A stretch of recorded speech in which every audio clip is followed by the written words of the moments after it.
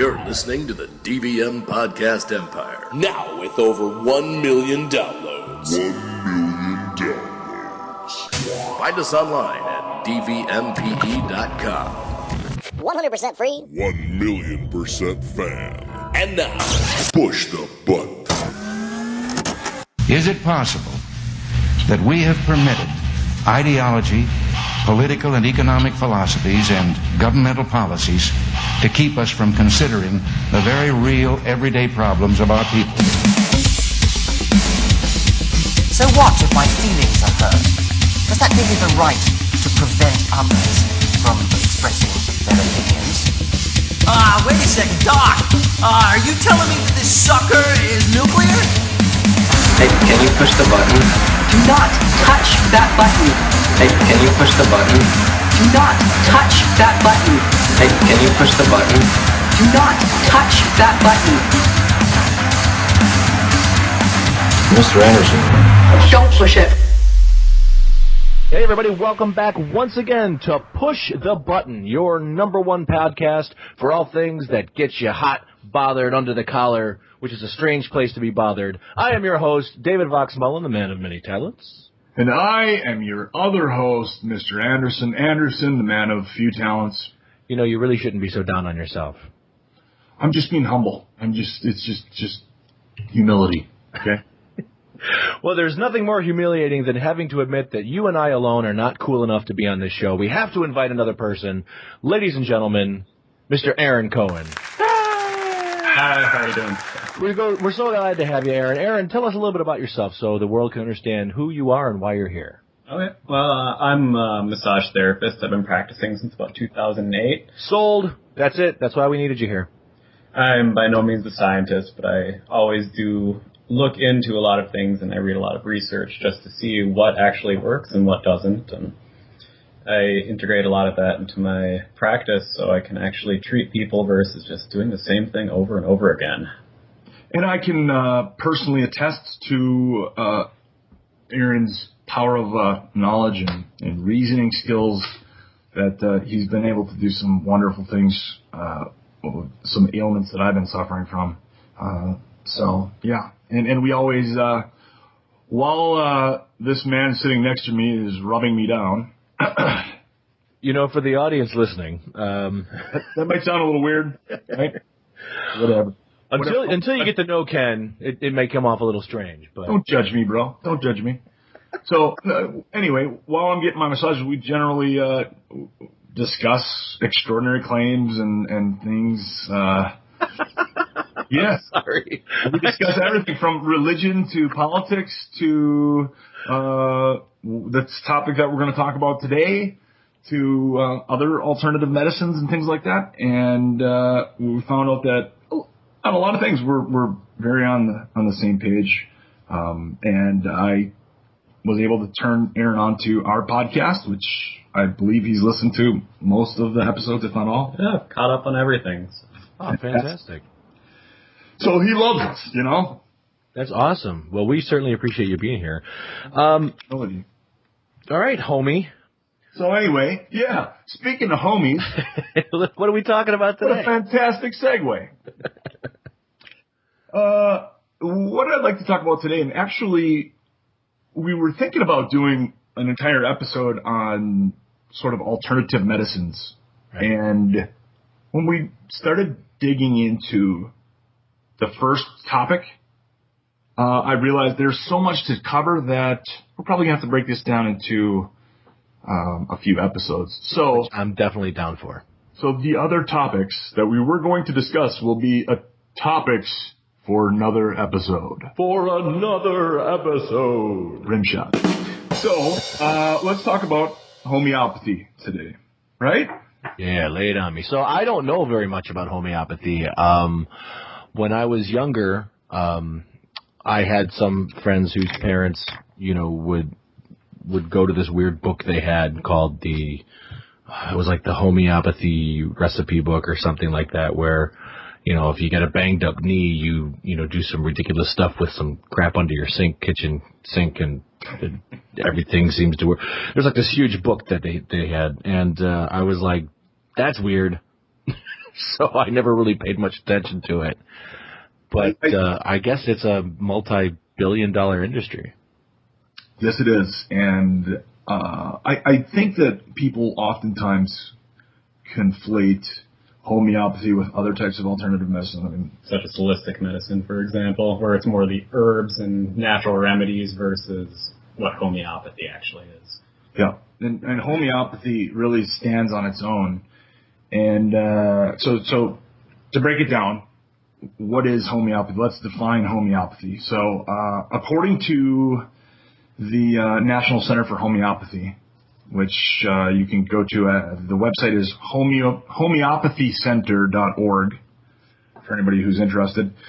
It is a safe, gentle, and natural system of healing that works with your body to relieve symptoms, restore itself, and improve your overall health. It's extremely safe to use even with very small children and pets. Has none of the side effects associated with traditional medications, is very affordable, and is made from natural substances, and is FDA regulated. All right. So seems legit. It sounds like a deity to me, really. It sounds like something like it just sounds like when I read that, it tells me nothing. Like, it's a system of healing that works with your body to relieve symptoms. Well, isn't that what all medications are? Pretty much. And by FDA regulation, that's a little misguiding because when you really look into it, all they have to do is list where it was manufactured, what company manufactured it, and what is supposedly in it. They're not tested, they're not verified in any way, shape, or form. It's like any vitamin. They just have to tell you where it came from and who made it. So. And I believe that regulation was put into place in 1938, and it hasn't been touched since then. Nothing's been updated or changed about the laws regarding the regulation, if you will, of homeopathy. Okay. I was going to ask, why do all these ridiculous medication commercials have, these ridiculous side effect listings that they always give? And I always thought it was some sort of legal reason that they had to disclose all that. But yeah, if you're saying it's specifically for homeopathy, then I guess that makes more sense.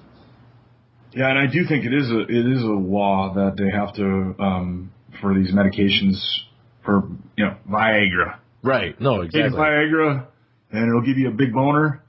However, you might want to kill yourself. You might poop blood for a month.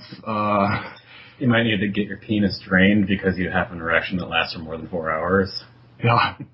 I once did a voiceover audition for the actual Viagra commercial that's on TV. The guy that does the voice for Viagra right now, I auditioned for that. Yeah.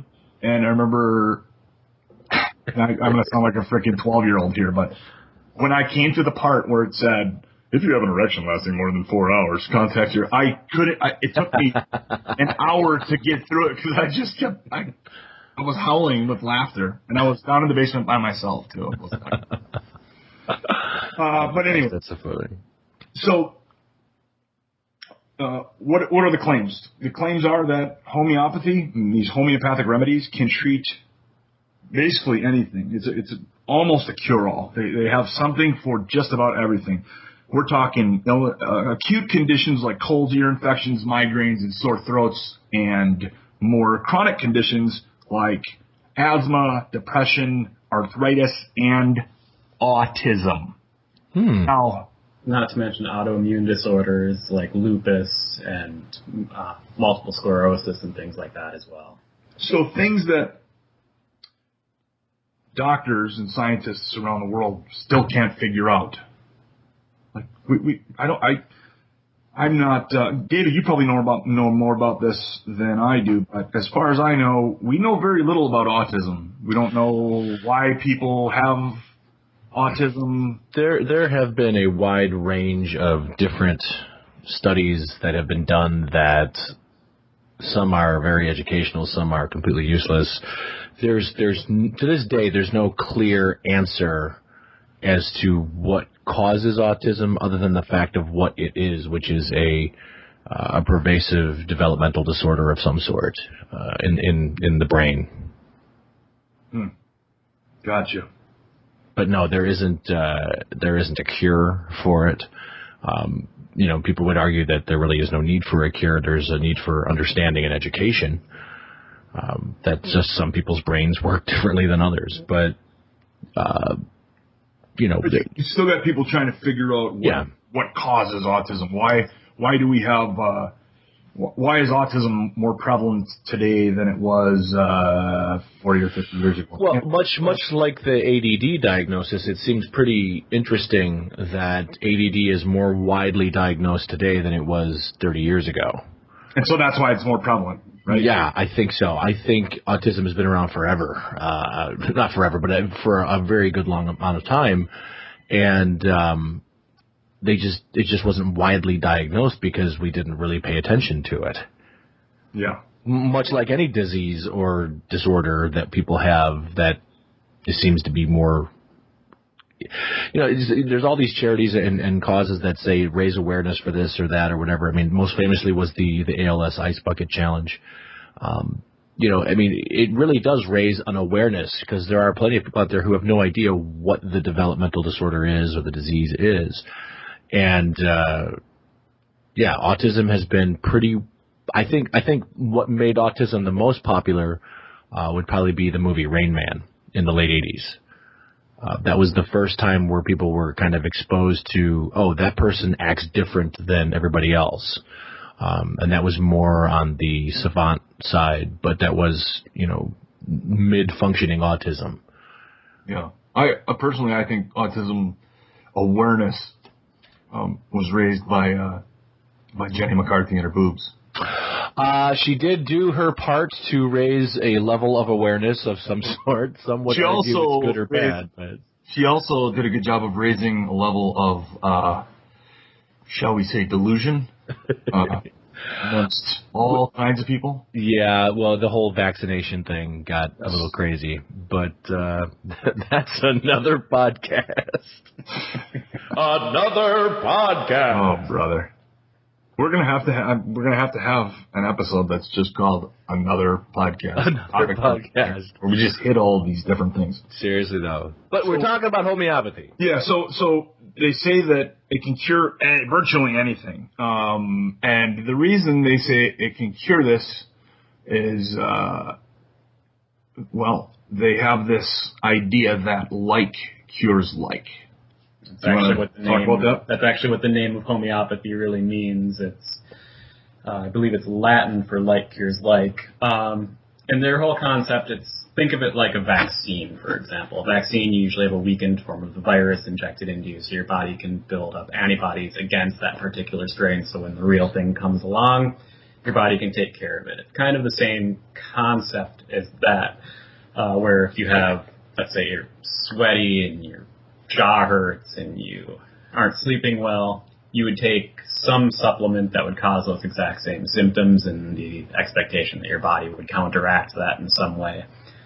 But unfortunately, when they first started doing that, people started getting poisoned and dying because a lot of these things were actually toxic to the human body. So that's kind of where we get into the actual function of how they repair homeopathy. Well, this was invented, I guess was claimed early in 1796 by a German physician named Samuel Hahnemann.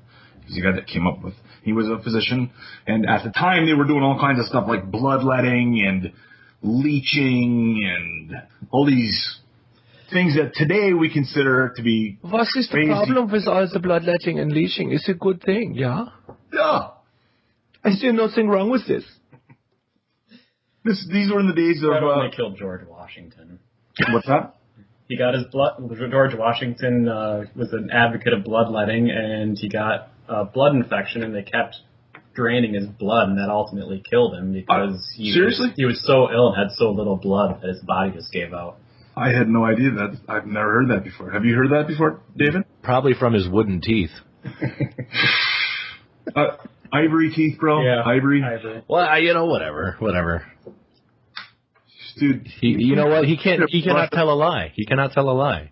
And he chopped down a cherry tree. That's right. So, but basically, what they're saying is that similar to what Aaron was just saying. So, we talked about vaccines and the small amount that's given to somebody.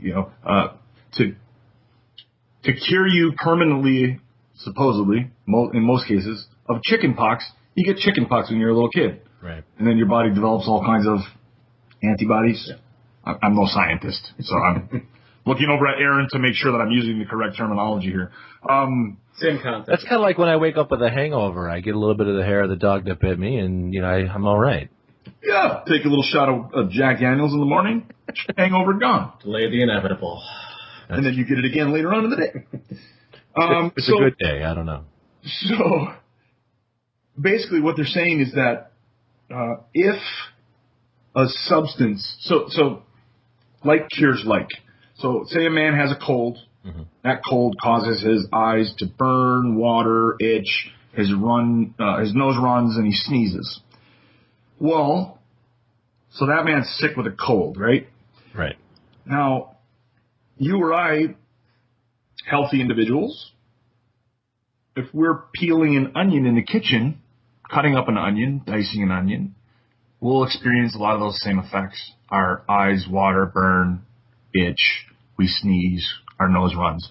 So basically what the homeopathy claim is that by taking a small amount of onion, which causes similar symptoms in a healthy man as it does to the symptoms of a sick man, take a small amount of onion and give it to that sick person, and it will basically kick their body's natural defense mechanisms into gear.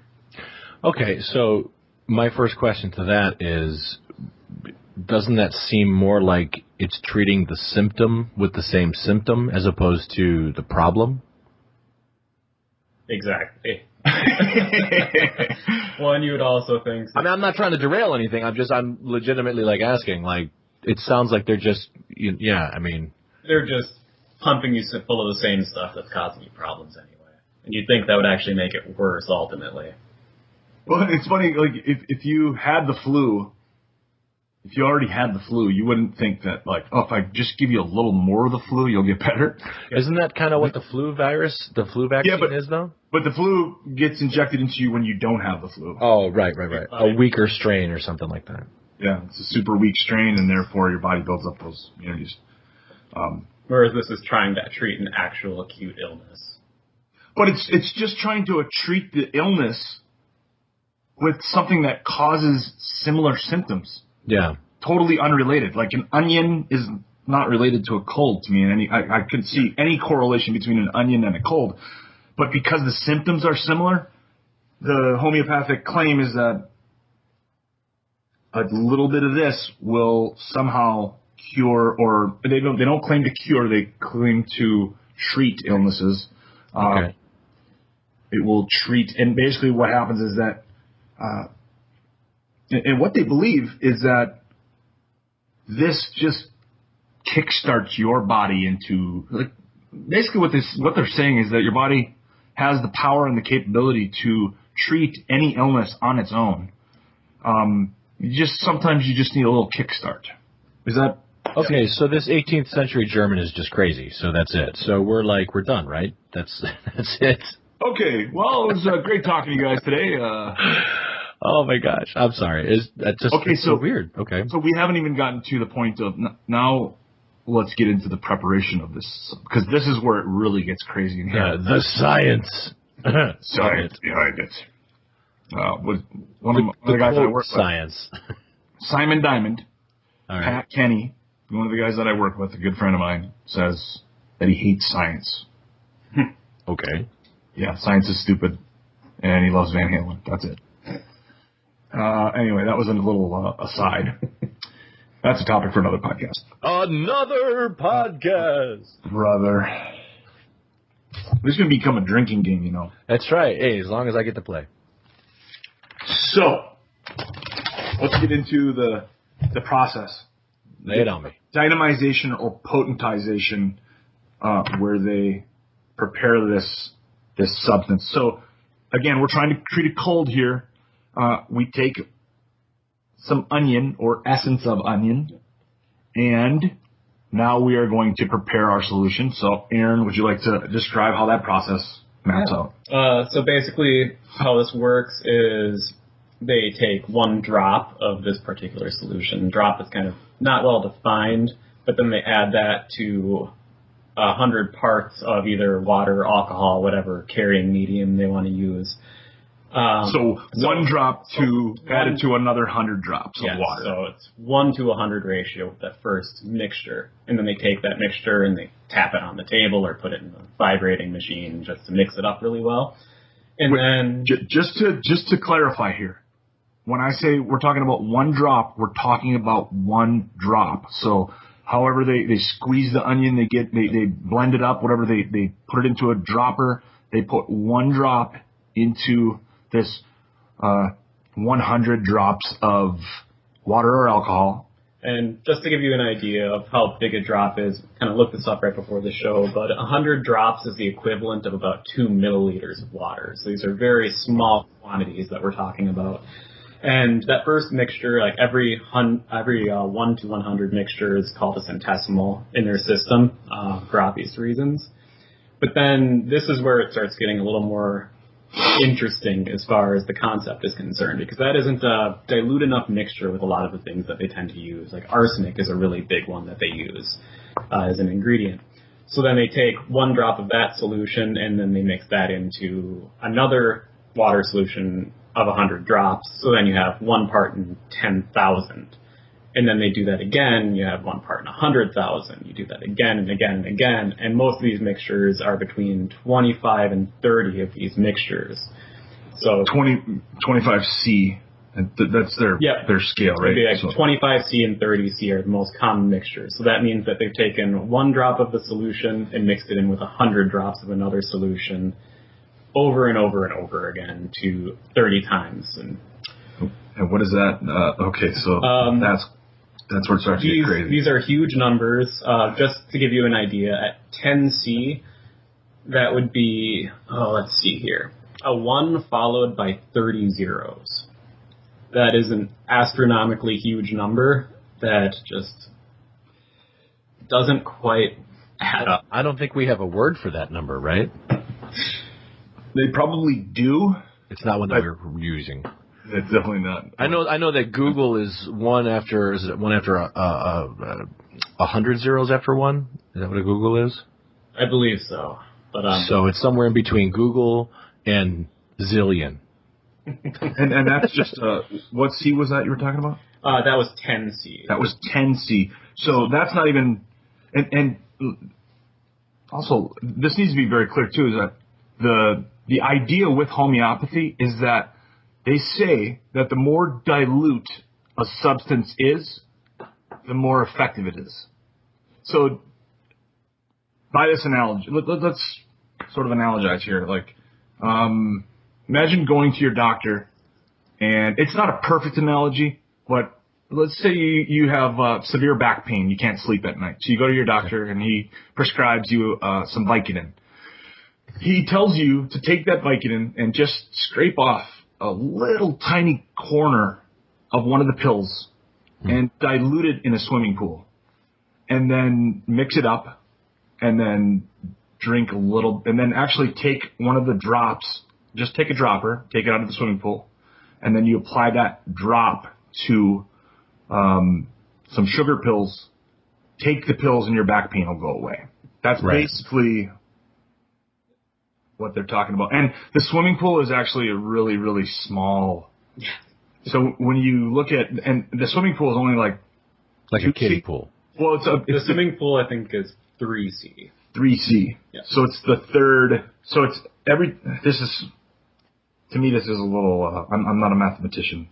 I never did good in math in school. I'm not good at books. How about, to give everybody an idea of what this 10C dilution would be. It's just the easiest one to work out before your calculator just gives up trying to give you real numbers. And at that volume, you would have the equivalent of 2 billion liters of water, which is enough to give everybody a liter of water, or a third of the population of the Earth a liter of water for a day. It's an astronomically huge amount of fluid that we're dealing with. And actually, once you get to the point of 12C, there's actually no remaining molecules of the original substance left in the water, and that's where we actually get into the next part of their ideals, which is water has a memory of the solutions that have been previously mixed in with it. Whoa. Just when you thought it couldn't get crazier. Wait, what?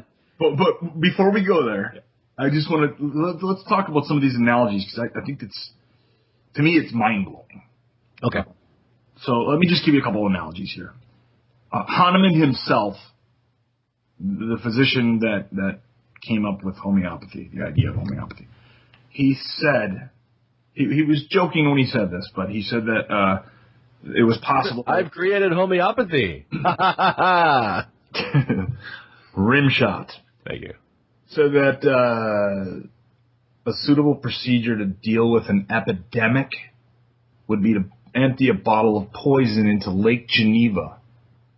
And if it could be succussed 60 times, which succussion is the act of, remember Aaron said you put 1 drop into 100 drops, and then you bang it on the table or a vibrating machine. That's called succussion. That's a very important part of this process, they claim, that you need to bang it, because then the essence of whatever you're trying, the active ingredient actually transfers itself into the water. Yes. So just to give you an example here too, one example given is that, so Aaron was just talking about a 10C solution, right? With the 1 liter for a third of the population. Right.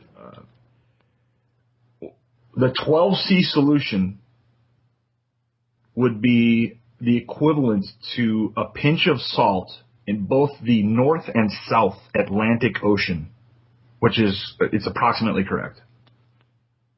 Just think about that. The entire Atlantic Ocean, you drop a pinch of salt in it, mix it up, you succuss the Atlantic Ocean, and drink some of that solution, and you're on your way, bro.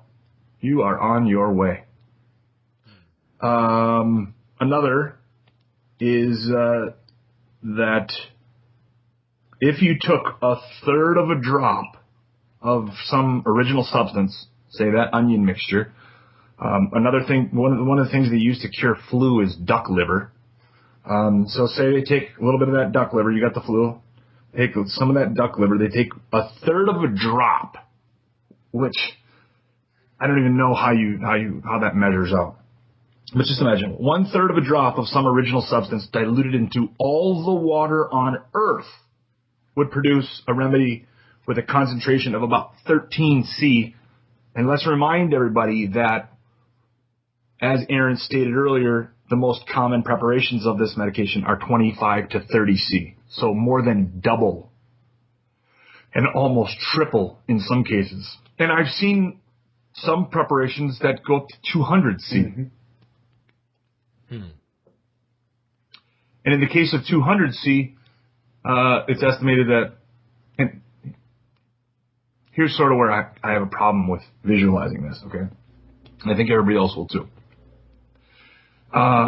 Basically, at 200C, they say if you diluted one atom or one molecule and one atom into all of the atoms in the observable universe,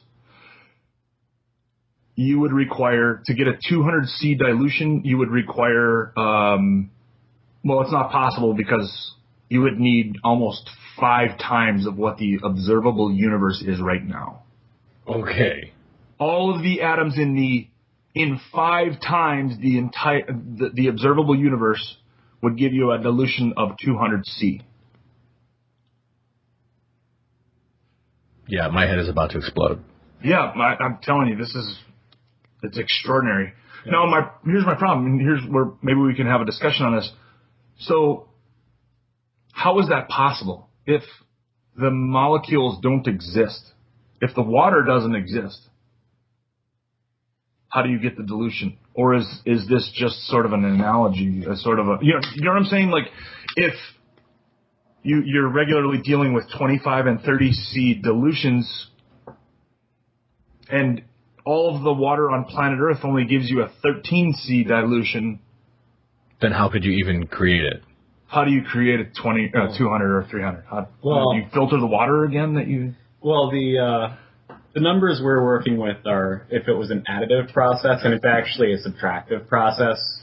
Every dilution you make, you just take 1 drop of that solution and mix it in with the next 100 drops. So every time you're doing that, you're working with the same volumes of fluid. You're just not. I see what you mean. You're almost half-lifing it. Yeah, pretty much. Okay. You're dividing the amount of the original solution by 100 every time. Because I know from what I've learned of half-lifing, you could go backwards infinitely. Because no matter how small it is, you could still cut that in half, and they would still be left with something else. To a point. Yeah. Eventually, you won't have any of the original solution left into it, but that's basically how it works. So, and that's a great segue because getting back to what you were just talking about, where you talked about the water memory. Yep. So, water has memory, guys. Yep. Just the water remembers. That's a horror flick right there. Well, and how this actually came about, because if you look into the history of homeopathic medicine and look at their original tenets, the water memory was just recently added once a couple mathematicians actually sat down and did the work, and they calculated out, because you can figure out how many atoms are in the individual solutions. And they sat down and they wrote out a formulation, and they figured out that after the 12-seed solution, there's almost no chance of having even one remaining molecule of the original solution left into that solution. So when they released that, that kind of, you'd think that would have crushed homeopathy as a medicine, but then they just sat down and discussed and came up with the method of water has memory. Let's figure out a way to make this work. Yes. Okay, so, I mean, and I am not familiar with homeopathy. I don't defend it in any way, but just for devil's advocacy here. I don't see how,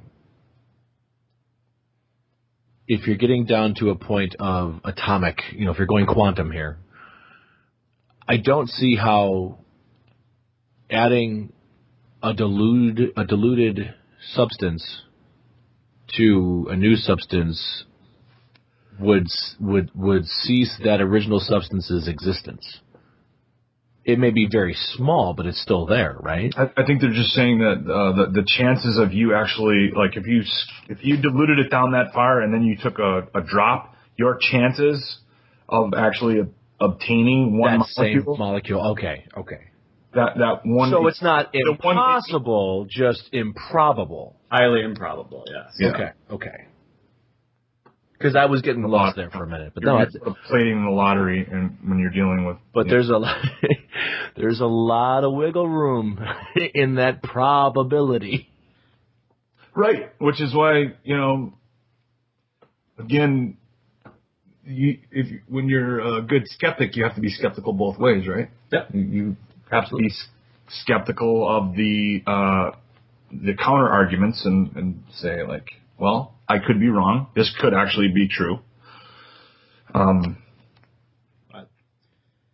think we both watched the actual same documentary yesterday, in fact, where there was a woman who, I have to take her at her word, she was skeptical of homeopathy, and she devised a particular test, and she tried it again and again, and every time she did it, it actually seemed like the test worked, and she was testing histamine solutions to combat allergies using blood samples to see what the body would have a reaction, or what the blood would react to. And all of her tests turned out positive in this respect, and at first it seems interesting, but then as you see later on, they didn't necessarily do the experiments quite right, because when they did it on a large scale, and everything just kind of fell apart on that test, and it turned out that it was just completely random results. And well, that's where I think James Randi, who, if I'm familiar with him, David, I know you're familiar, Darren's familiar. So Dr. James Randi is a conjurer, I think he calls himself. He calls himself, and then an honest liar. A conjurer, what was that? A conjurer, a magician, and an honest liar. So he was a stage magician for a long time. Yeah. And an escape artist. Yes. Sort of like he and Penn Jillette, I think, are on the same sort of scale, although Penn doesn't go after extraordinary claims. He doesn't actively pursue things like that. Yeah. Because he still has a career in entertainment. Well, and I think what James Randi does, or I know what he does, he goes around and basically, he has the James Randi Educational Foundation, which offers $1 million to anybody who can demonstrate under scientific controlled conditions any extraordinary claim. So if you say you can turn water into wine, and you've demonstrated this to your friends, and all your friends believe you, if you can truly do this, James Randi will come in with a team of scientists and impartial observers, and he will set up the conditions for a test to determine if you're just using some kind of trickery, chicanery, or if you're actually have these special powers. And so far to date, I think he's offered this for the last 20 or 30 years, and so far to date, nobody has won $1 million. Nobody. No. Nobody. All kinds of, and he also goes around and he exposes. I think Benny Hinn was the guy that he exposed, or one of the guys that he exposed. Peter Popoff. Peter Popoff, yes, the evangelist, faith healer. The put his hand on your face and like demons get out. Yeah, gives you a little pie face and you fall back and you're cured of your inability to walk. I have two major issues with James Randi. Okay. One, I would think that being a former magician himself, that the majority of the people in the magic community consider him to be quite the traitor. You know what I mean? Because he was an entertainer, and I mean, right. He's retired. So he's sort of going out and giving the secrets. Well, yeah. I mean, and again, Penn and Teller kind of do that, but there's that level that they still don't. Because there is an aspect of it's a trait, it's a skill, and there's that part of me who loves the world of magic and magical performance that thinks this guy's kind of I get his point, but I would think after a while it's kind of like, aren't you just kind of sticking it to the people who are still trying to make a buck? Well, but I really see what you're saying there. And I think his greater concern is the paranormal claims and pseudosciences and stuff like that, and I have no problem with him doing that. I just think that when guys do stuff to be amazing, it would break my heart for him to go and bust David Copperfield, because people enjoy David Copperfield. You know what I mean? But David Copperfield isn't presenting his magic as reality. Yeah. If he was going on, he's an illusionist. He used to be an illusionist. He now calls himself a magician. Well, Uri Geller is a good example. Yeah. He's somebody who his tricks are all reproducible, but he still claims that he's a psychic and he makes the rounds, and people believe him, and he tries to front that as actually a real ability. I think that's more where James Randi is. He actually wrote a book about Uri Geller. Yes, he did. Do you want to hear my second complaint about James Randi? Yeah, hang on one second. I just wanted to say, I see what you're saying on that, but just from my personal experience, I've seen Penn and Teller's show in Vegas.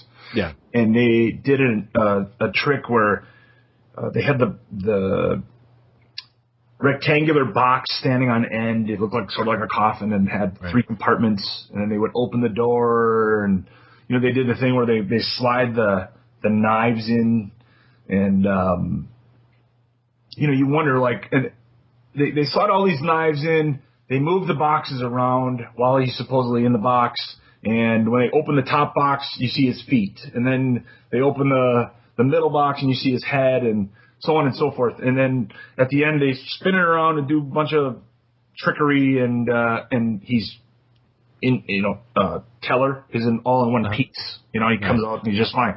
Well, and then they peel the stage away, and they show you that there's like a little trap door underneath, and they actually go through and they bring out a clear box that has the three compartments, and they show you exactly. They show Teller doing all the movements and stuff like that. They mirror what they just did, and they show you exactly how it was done.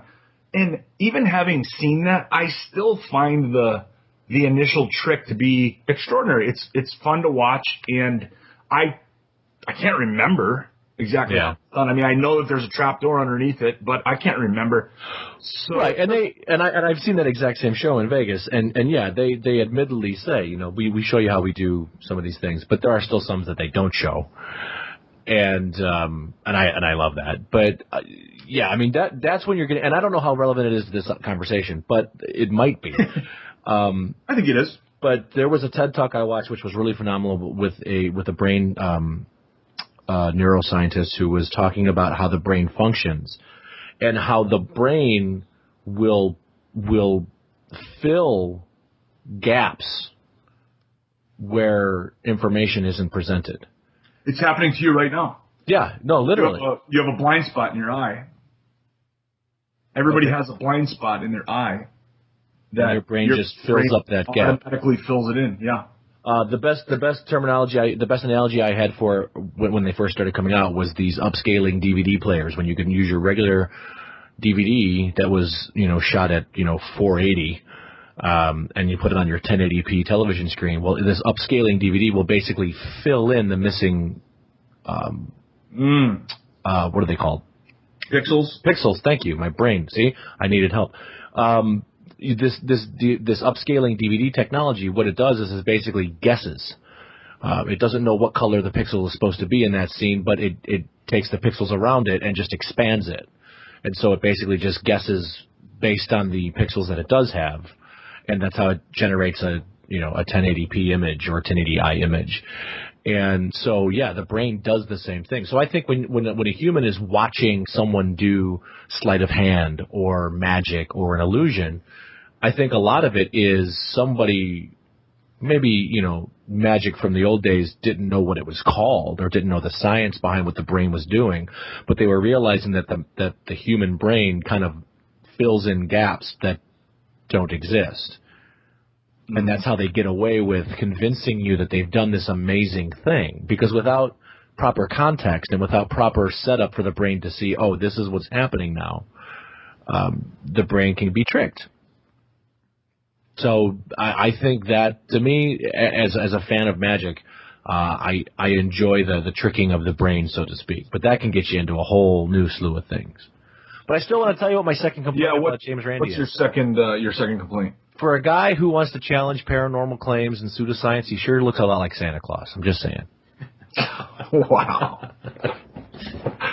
The Coca-Cola version of Santa.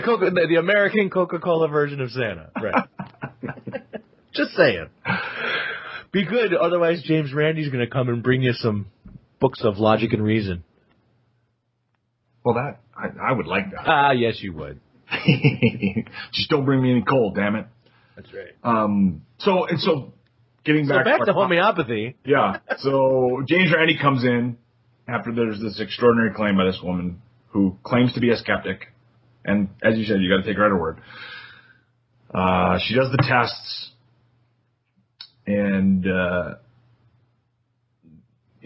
James Randi comes in and says, "Okay, let's do our tests." And the problem is that they weren't using double-blind protocol in the first series of tests, I believe. Yeah. Okay. So, are you familiar with double-blind? I've heard the term double-blind when it comes to science testing. Basically, how double-blind works is not only do the subjects, or in this case, the samples, have an idea of what's going on, but the researcher actually has no idea which mixtures are which. Okay. When you're doing research by yourself, it's impossible to do a double-blind study. If you're working with people, you could possibly do a single-blind study just because the people you're researching have no idea what's going on, but again, there's still bias involved with the researcher doing everything. But initially when she did this study, since it was just herself, she had no way of blinding herself to what was in each test sample. Because she was the control. Yes. So she knew what solutions, she knew which mixtures were the placebo and which mixtures were the actual because in a test they'll take say she just used diluted water, I believe, for the sample or for the control sample, and then and in a normal situation you'd take say 20 people, you'd give half of those people you'd give the real substance, say whatever it is, the onion mixture, right? And then the other half you just give the water, and then you'd see if those results, if the people that had the onion mixture had better results than the people that didn't have the onion mixture, you would determine, I mean, not just in, I guess, that small of a sample group, but you get the point. You would determine that there must be something with this onion mixture. But when they came in, they realized all the kind of flaws with the way she experimented, so they actually set up a much larger study, and only one person actually knew which test tubes are which, and he wrote them all down. And then he wasn't part of the actual experiment in any way, shape, or form. He just was in charge of making the code to identify which tubes are which. And then he sealed that in aluminum foil, and then he taped it to the ceiling of the laboratory. Yep. Well, and then on top of that, when they also do that, they also went in where they had one person there compiling the results, but they also sent off samples to another lab to compile the results in different ways, so that way they weren't interfering with each other as well, because then you eliminate the human error factor when you're separating those two. And basically what they determined was that in the first series of tests, it was human error. And apparently we have this affinity towards bias, even when you don't think you are. So even if you think you're being completely objective, you're being completely fair and honest and calling it down the middle, and you're actually applying some bias, or it's very hard to not apply that bias to your research, which is why the double blind is basically the only way. I mean, any credible scientific research has to be done under double blind. Yeah, well, from what I know of, like drug trials and things like that, what they'll do is they'll have, say 10 people in the drug trial, and 5 of them will be given the placebo, 5 of them will not be, but the doctors administrating the drugs don't know which one is the placebo and which one isn't. They're just given codes or whatever. Yep. So that would be a double blind test. Correct. Yep. Very cool. Correct, as Pennywise the Clown would say. Don't you want it? So, yeah. So, here's the deal. People who take homeopathic remedies are sometimes cured of their ailments, or they have a certain amount of relief from whatever. You've got a cold. You take this homeopathic remedy, and you're cured, or your cold gets better. You have trouble sleeping at night. Somebody says, take this homeopathic remedy. You take it, you fall asleep better. You sleep soundly. If water has no memory, if there is no active ingredient in what you're actually taking, what is it that causes, how do people actually get relief from this stuff? What's going on? What do you think's going on? Well, I mean, I would say that it's either A, it's psychosomatic, meaning I would say it's psychosomatic, meaning that they don't, they're either not really sick or they're not really being healed. I mean, I will argue that scientifically the body is an amazing machine, and it does really some amazing things. Mm-hmm. But at the same time, it's pretty widely studied at this point in the year 2014 that, you know, how the body functions and how the molecules in our body function and how the cells operate and things like that, and antibodies and stuff like that. So to go outside of what we have already tested and I would argue factualized, doesn't seem like it would make a lot of sense. But at the same time, keep looking for answers, I guess. I don't know. Well, so I remember being in high school and I heard this story told. I don't know if it was true or if it was made up or I know this can occur. So basically the story goes that a guy had a party.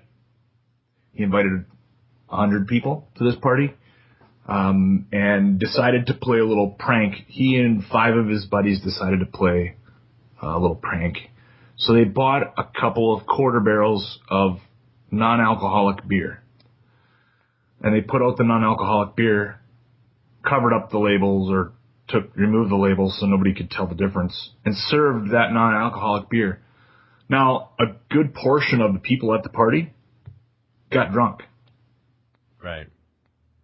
They were falling down, slurring their speech, acting like idiots. And then he supposedly took the people that were saying, looking at their beer, saying like, why am I not getting drunk? And then took them in the back room where the real half barrel of Bud Light was. So what I'm getting at here is placebo and the placebo effect and the power of that placebo effect. It's amazing. It is extraordinary what our bodies can do. And again, here's where just because we don't have an explanation for something, we can't just assert something, just saying, I don't know at this point, but the power of the mind seems to have a very extraordinary effect on people. Oh, I have no doubt. I have no doubt. And I would argue that this is kind of part of that thing where the brain kind of fills in gaps with the data that's being provided. The data is there was no context, so I'm handed a bottle that resembles, smells, tastes like beer. I think naturally the brain goes into whatever gap-filling mode it does to behave in whatever manner that a brain would, given those circumstances. Now, whether or not, if they get pulled over and get given a breathalyzer, if it would show up, that would be an interesting test to me, which I wouldn't know. I don't know the result. I know that even non-alcoholic beer does have some small level of alcohol.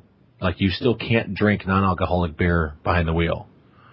I think there's some sort of scientific reason for that. But certainly not enough to get you intoxicated to this level that you're talking about at this party.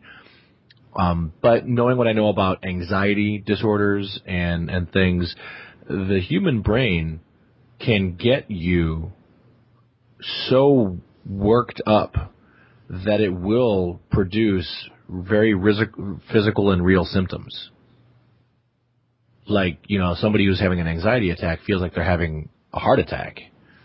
And they can pass out, and they can go into shock, and the brain will do that.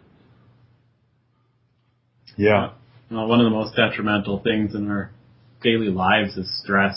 Over time, stress causes high blood pressure, it can cause heart conditions, it can lead to all sorts of mental and physical problems that can have really harmful effects on you as you get older. Yeah. The brain is incredibly strong, and if it's not happy, it's definitely going to not function the way we would prefer it to. Right. They've done studies on these, like, they've given people just straight placebo drugs. They've done studies just on the placebos and given them different color pills.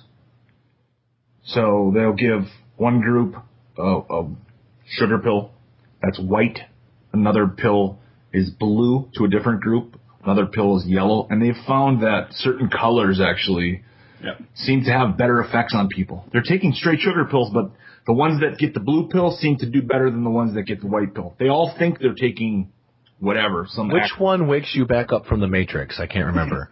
Is it the red pill? I can never remember. I don't know. I think size plays a role, too.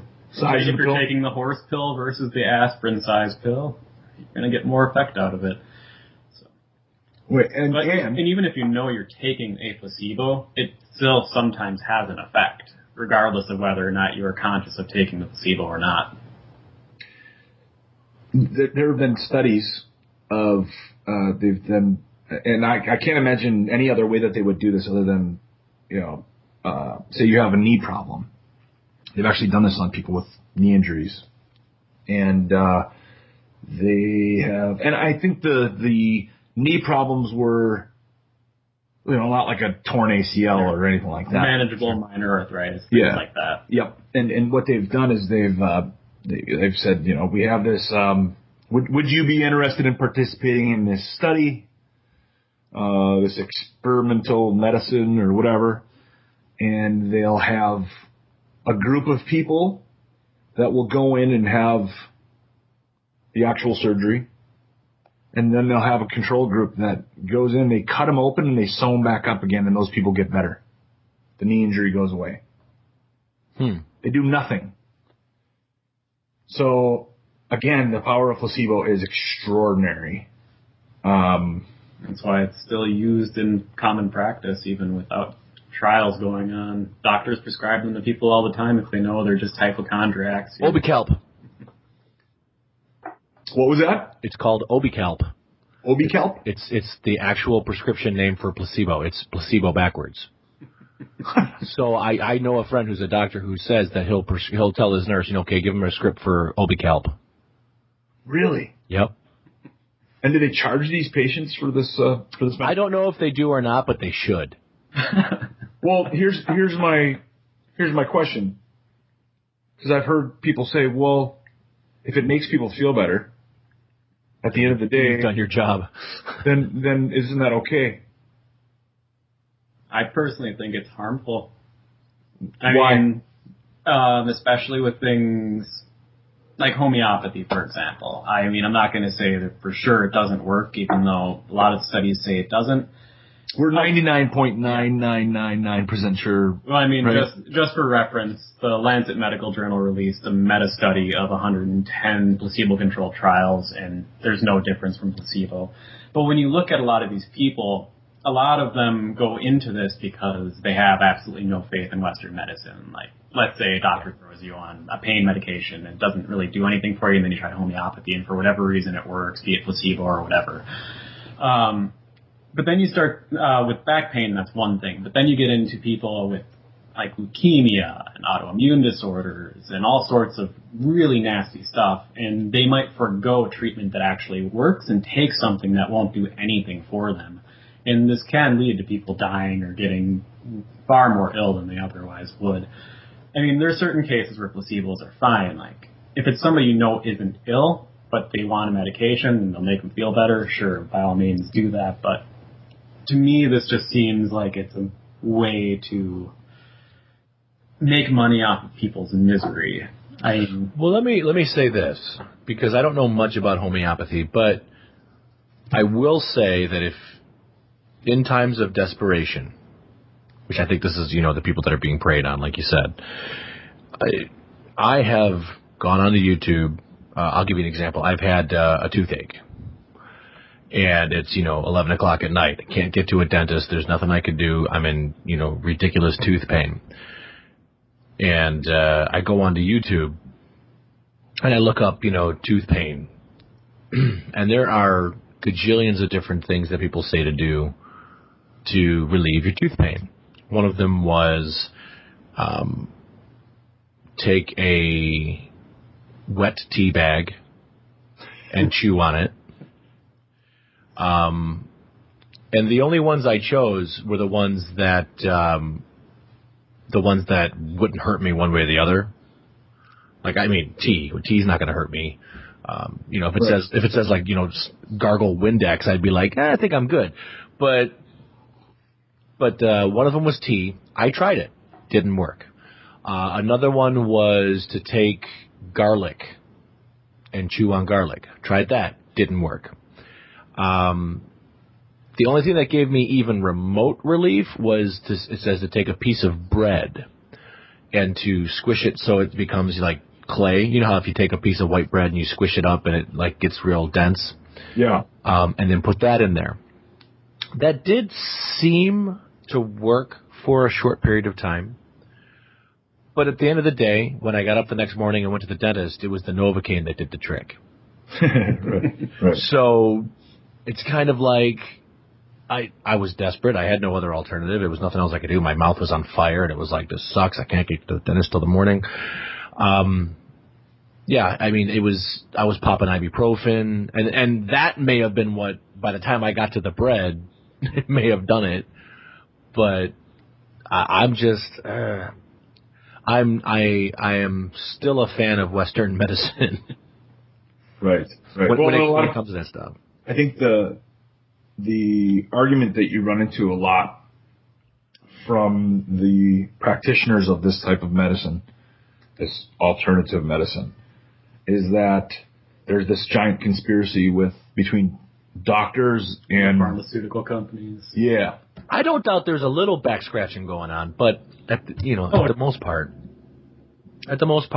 I do believe in science to a degree, and I do believe that, atoms work a certain way, and, when you introduce this thing that fights this thing, then it makes sense. But when it comes to, like I said, putting a tea bag in my mouth, I'm not seeing the science there. Well, and about that conspiracy theory, I mean, just think about this for a minute. This requires the conspiracy at this scale. I mean, as you said, yes, there is back scratching going on. There's all kinds of doctors to give certain medications to certain people. We know that happens. Yeah, we know that happens exactly. But to require every doctor in America to be on board with this conspiracy, I mean, it's just I find it. Damn it, Ken. Next thing you're going to try to convince me is that we actually landed on the moon. We did? I will say this much as far as homeopathy. Over in the UK, it's much different than it is in the US because it's actually very strictly regulated by the government, and only official homeopathic practitioners can actually give out the medication. One reason that the studies that they do there work far better than the studies we do is because they actually treat the initial consultation. It's like a glorified therapy session. So you actually have this person venting everything from their life and talking with the practitioner before they're even given the medications. So it's a big stress dump. I was going to say, would you think that would do it? It's a big stress dump, and it's like you're basically going to a therapist and then you're taking a placebo. So I could see it being far more effective that way, just because you're taking two separate treatments and kind of mixing them together. And I will give it that much, that it can help people under certain contexts, but again, there you go, America. You just need therapy. Yeah. Some people do just need therapy. Right. Yeah, and I think that it's just, I do think that it's immoral to prey on people. Let's say there are homeopaths out there that actually believe this stuff. I don't know how, because just a cursory look at the information and the data, it's really hard to overlook it. I don't know. Well, I mean, let's talk about. I know we're running short on time and we got to wrap things up, and we'll definitely do that. But let's look at just the nutrition. You're such a Nazi. Stop it, Ken. You have to do what I say. No, but look at the nutrition industry. And I'm sure that being the bodybuilder that you are, that there's a certain level of nutrition that you really are a fan of. But you can't argue that is also $1 billion industry. Oh, yes. There's just, there's stuff that's really good, and then there's stuff that's probably just preying on people, like, say, myself, who wishes I could look like you. And so if you can convince me to buy this product and drink this drink or eat this, bar or whatever, it's going to give me what I need. Now, I will admit, humbly and embarrassingly admit, that there was a time when I got involved with a network marketing corporation, the modern day pyramid scheme. Mm-hmm. And it was surrounded around a nutritional product that, when I went to the very church-like meetings and very church-like atmosphere, I was sat down, and in front of me were paraded all of these testimonies of people locally, people that I may even know, who had these ailments that after taking this particular nutritional product, these ailments seemed to just go away. Things that scientifically should not have gone away by only taking this nutritional product. And obviously, I'm not stupid. We're not going to name the product on the show, but it was a multivitamin nutritional drink that you would drink twice a day, if not 3 times or whatever. And the alleged science behind it, and it very well could be true. So I'm just saying alleged because I don't know one way or the other. To this day, the company's still in business, and I haven't seen them be debunked by anybody. So, but the science behind it was that it worked by how your body's cells takes in the nutrition. And so I guess that scientifically they found that in liquid form your body can take in more nutrients than by physical mass or whatever like that. And so what this does is supercharges your cells, basically, with the ultimate fuel and nutrition that it needs in order to do its job, kind of like the whole kickstarting your body into doing what it should do anyway mentality. But people with, like degenerative disc disease, all of a sudden their backs are working again. And people who had fibromyalgia are now living pain-free, allegedly, and people who had diabetes with insulin pumps no longer need the insulin pumps, and just amazing stories. I used to have really bad back pain. I was taking it. I was sold because I came in pain. I needed something, and I didn't know what to do. But looking back on it, it seemed very homeopathic. And, again, I'm not going to slander the company, but it was one of those things where it was like, wow, exercise works pretty good too. So I stopped doing it. I stopped spending money on it and whatnot. But it's just one of those weird things that I still kind of peer into it every once in a while to see, like, are they still going? Yeah, they're still going, But it's interesting to me that how I was convinced that this product was going to work for me. And I argue that how I am or was convinced that it was working for me was the way they did their business. It was just a constant stream of, well, you got to hear this person's story. You got to hear this person's story. You got to hear this person's story. And it was just just bombarded of just new person after new person after new person who, my life was terrible, then I had this drink and now I'm great. My life was terrible, then I had this drink and now I'm great. And, let alone the financial aspect of it, I'm a millionaire now and blah, blah, blah, blah. But you get that with any multi-level marketing thing anyway. But so you're dealing with people who are giving eyewitness testimony, which is extremely unreliable in the first place. Right. Or exaggerated most commonly. Yeah. And these people have all experienced the placebo effect themselves. Well, and I had been with them for a couple of months, and they had even got to the point where they recognized that I had charisma, and they asked me if I'd be interested in hosting a meeting and giving my story. And I'm like, you don't want me to do that. Because there was a part of me that was just like, I don't feel as shitty, but still kind of shitty. Well, I actually have a couple gripes with the supplement industry as well. Not even the vitamin side of things. Actually, it's mostly like the workout supplements. Mm-hmm. A lot of them, they say it'll like boost your metabolism and blah, blah, blah, blah. And there are certain ingredients in there that are actually beneficial for digestion and things like that. Mm-hmm. But if you really look closely at the ingredient label, the first ingredient listed is the one in the highest volume. Right. And it's almost always caffeine. So that energy boost you're feeling is you're basically just loading yourself up on like 4 cans of Mountain Dew and then going and doing a workout. Right. So, it's not exactly false advertising because they print the ingredients on the label, but they say it'll help kickstart your metabolism and build muscle and things like that. But it's like, it always says you gotta work out and exercise and diet along with the medication as well. Yeah, all that stuff you see on TV, if you read the fine print of the commercials, it's like, results may vary with exercise and healthy diet. Average person loses 1 to 2 pounds with diet and exercise. Diet and exercise. And those people would lose 1 to 2 pounds if they just did diet and exercise. Right. These supplement companies, they often hide their ingredients behind this proprietary blend label, which is crazy. Patent pending proprietary brand. But again, the they're FDA not allows really them. regulated by the FDA. Right. Well, and I guess what minimal regulation exists, they say that you just have to put this... You have to prove it won't kill you, and that's about it. Wow. But you have to put, like, you'll see proprietary blend, and, like, there was a documentary called Bigger, Faster, Stronger, which Love it. I recommend, where the guy basically goes out and he hires some Mexican immigrants, some illegal immigrants off the street.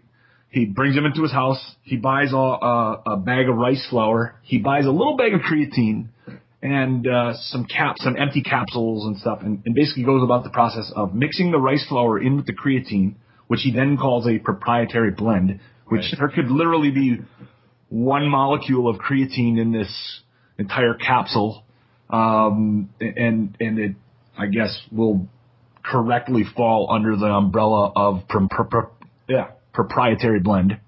Yep. And, shows you how you can do it.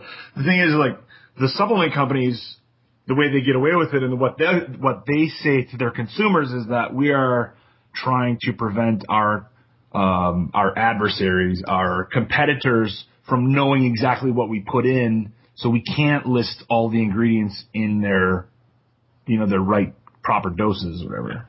Right.